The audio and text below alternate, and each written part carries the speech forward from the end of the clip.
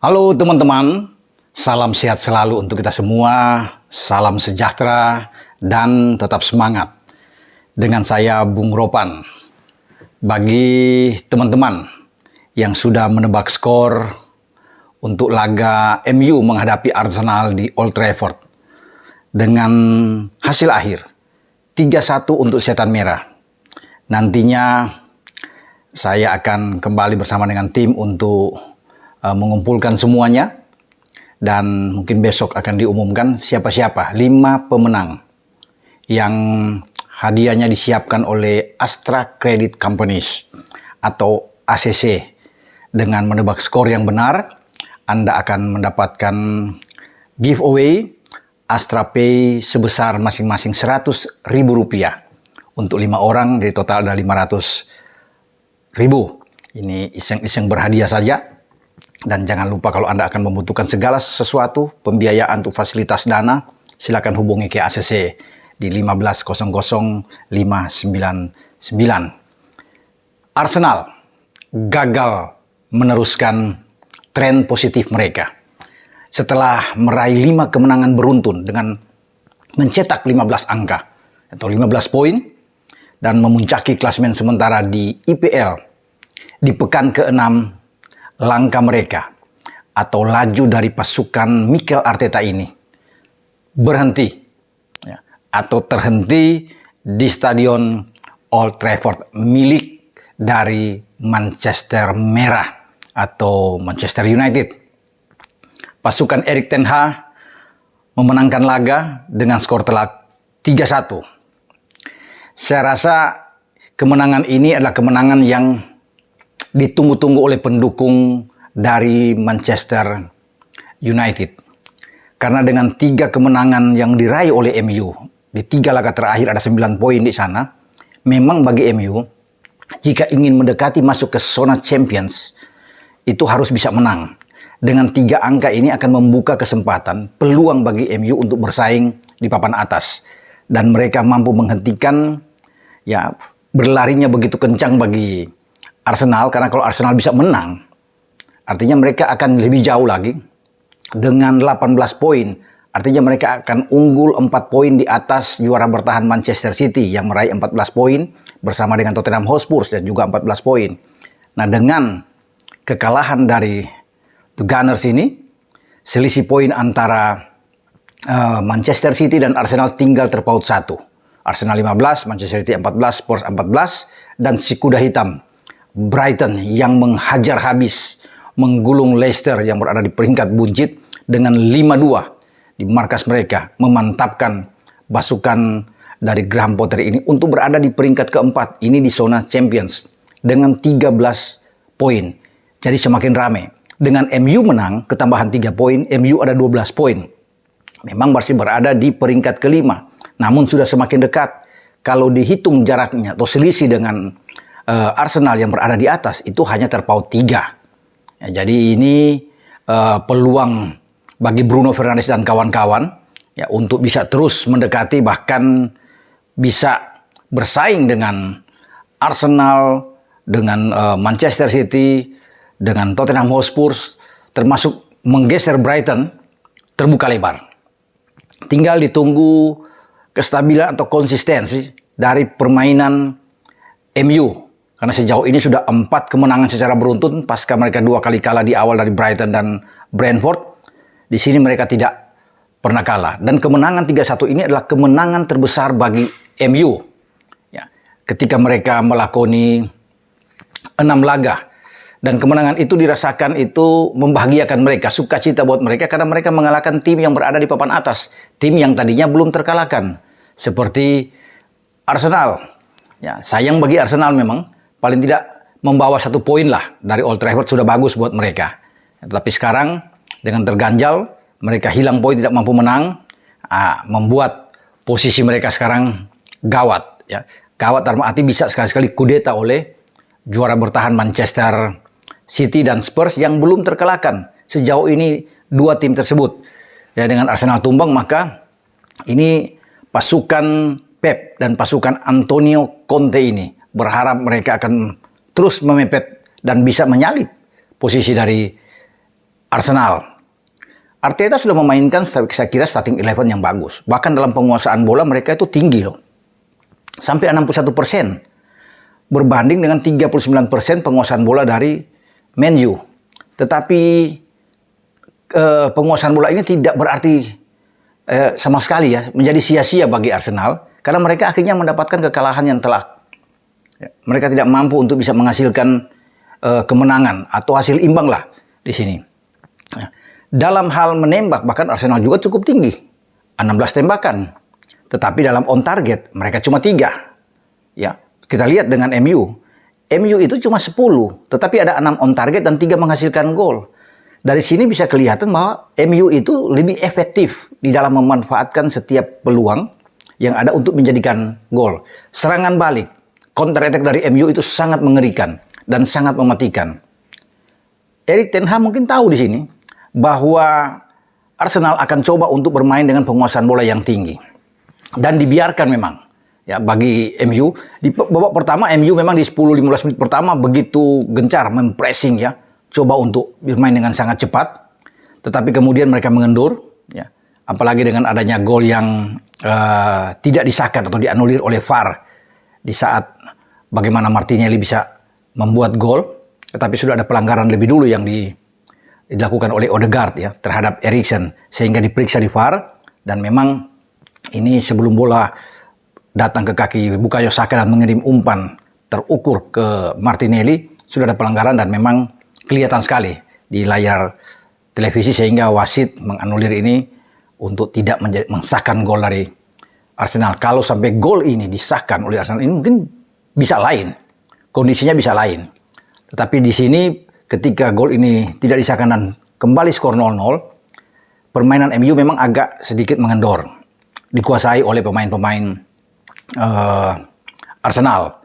Tapi justru gol pertama itu lahir dari kaki pemain termahal mereka, Anthony Santos, yang baru didatangkan dari Ajax dan langsung dimainkan oleh Erik ten Hag di posisi kanan. Karena starting 11 dari Erik ten Hag ini kan hanya berubah satu. Dengan tidak adanya Elanga, di sana ada seorang Anthony. Cuma saat posisinya berputar karena Sancho itu bergeser agak ke kiri, bukan di kanan lagi. Karena kalau bermain dengan Elanga akan di kiri. Tetapi sekarang posisi kanan itu diambil oleh Anthony. Dan Sancho ke kiri, Rashford tetap ditaruh di depan. Di belakangnya adalah kapten kesebelasan Bruno Fernandes dengan 2 double pivot. Jika bermain dengan 4-2-3-1 ini dimainkan oleh Scott McTominay dan Eriksen di sana ya. 4 pemain belakang tetap tidak berubah. Ya, ini tidak tergantikan dengan Diego Dalot di kanan, Tyrell Malaysia, kemudian ada Lisandro Martinez dan Rafael Varane dengan penjaga gawang adalah David De Gea. Ada 2 penyelamatan penting yang dilakukan oleh David De Gea sepanjang laga. Dua-duanya datang dari Martinelli ya. Satu kali ada tandukan yang diarahkan ke tiang jauh tapi dengan susah payah bisa ditepis oleh De Gea. Jadi De Gea juga punya peran penting di balik kemenangan dari MU ini. Nah, kita lihat dengan Anthony. Anthony itu melepaskan tendangan pertama dia off target itu pada menit ke-21 dengan kaki kiri. Dia memang kuat di kiri, tetapi ditaruh di kanan dan ini Erik ten Hag tahu. Karena ini mantan anak buah dia yang selalu diandalkan ketika di Ajax Amsterdam. Di kanan dan dia akan selalu bermain cut inside ke dalam ketika mendribble bola kemudian melepaskan bola dengan kaki kiri. Samalah seperti Mohamed Salah yang ditaruh Jurgen Klopp di sisi kanan di Liverpool. Selalu bermain lebih ke dalam inside, cut inside dan melakukan tembakan dengan kaki kiri. Itulah yang selalu dilakukan oleh Anthony. Dan Anthony mendapatkan gol pertama itu berkat kerjasama yang baik di antara lini serang. Dimulai dari Jadon Sancho, mengirim bola ke Rashford dan Rashford menaruh bola itu sangat jeli sekali. Jadi terukur. Ya, dia taruh di kaki kiri di mana bola akan di-placing tembak dari kaki kiri Anthony untuk bisa menaklukkan Ramsdale di sana. Dan gol inilah menjadi pelecut bagi anak-anak MU ya, karena Erik ten Hag ini begitu pintar melihat keadaan bahwa mereka tidak boleh untuk bermain lebih terbuka ya dalam pertandingan ini. Setelah mereka berulang kali menyerang itu gagal selalu. Dan penguasaan bola diambil dengan cepat oleh anak-anak Arsenal. Dan ini begitu cepat ya cara bermain Arsenal di garis depan. Sehingga dia menyuruh Tyrell Malaysia ini tidak banyak seperti biasa untuk membantu serangan ke depan karena di sana masih ada Sancho. Jadi Tyrell itu hampir setiap bermain itu sepanjang pertandingan tidak pernah untuk melewati garis tengah. Jarang sekali. Kenapa? Karena dia mengontrol posisi dari Bukayo Saka yang sangat berbahaya. Jadi itu yang sudah dilakukan peran dari seorang Tyrell Malaysia ini. Mulai dari Muhammad Salah dia bisa hentikan. Ketika ke Soton dia bisa meredam Adam Armstrong. Ketika ke Leicester dia bisa menggagalkan setiap serangan datang dari posisi dia yang diawali oleh James Maddison. Dan ini luar biasa. Termasuk dengan Diogo Dalot yang terus bisa mengontrol permainan dari Arsenal dengan serangan datang dari Zinchenko di kiri dan juga Martinelli. Tapi beberapa kali memang lepas Martinelli ini pemain yang sangat berbahaya dari Arsenal. Setelah ada gol balasan ya yang dilakukan oleh Bukayo Saka ya, di babak kedua memang penguasaan bola yang tinggi dilakukan oleh anak-anak Arsenal. Itu seakan dibiarkan, tapi untuk bisa masuk ke dalam ini sangat sulit karena ada 7 pemain yang selalu turun cepat ke bawah untuk bisa membantu pertahanan. Dan memang sulit untuk bisa mereka lebih jauh ke dalam. Tetapi kalau di luar kotak penalti dibiarkan oleh anak-anak MU. Silakan kalian bermain dengan penguasaan bola tapi tidak bisa untuk mendekati. Untuk masuk ini sangat sulit. Permainan itu sulit dilakukan oleh Rafael Varane, Lisandro Martinez di sana, Malaysia, kemudian Dalot dibantu oleh Scott McTominay, bahkan Eriksen juga sering mundur ke belakang. Ini yang membuat pertahanan dari MU begitu kuat. Nah, kemudian saya pikir yang menjadi membuat mental pemain-pemain Arsenal ini turun itu dengan gol kedua. Saya pikir gol-gol ketiga itu kan hanya pelengkap saja untuk bisa memperbesar keadaan, tapi gol kedua ini yang lahir dari Rashford lewat satu serangan balik yang cepat ini yang membuat mereka habis saya pikir di sini dengan keunggulan 2-1 bagi MU, apalagi dengan gol ketiga juga datang dari sebuah serangan cepat yang akhirnya diselesaikan dengan baik. 2 gol, 1 assist, menjadi man of the match saya pikir wajar bagi Rashford. Dan bagi Arteta memang dia harus bisa melihat, mengevaluasi ya hasil pertandingan ini. Ya kalau bisa bicara dari starting 11 sudah oke. Dia memainkan pemain-pemain yang sangat baik. Ya, tetapi mereka selalu terkendala ketika mereka untuk bisa mendekati kotak penalti masuk dan kurangnya tembakan-tembakan dari luar kotak penalti juga ini yang membuat mereka sulit untuk bisa mencetak gol. Ya, mereka bisa menang dalam 5 pertandingan sebelumnya dengan tim-tim di luar Big Six, tapi ketemu dengan tim seperti MU, ini belum ketemu Manchester City nih, belum ketemu Liverpool atau tim sekota mereka, Spurs dan Chelsea.